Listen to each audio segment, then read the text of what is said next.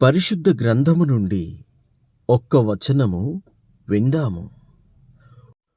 Mark సువార్త 8వ అధ్యాయము 8వ వచనము.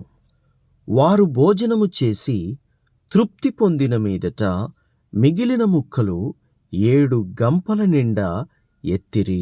దేవునికి స్తోత్రం.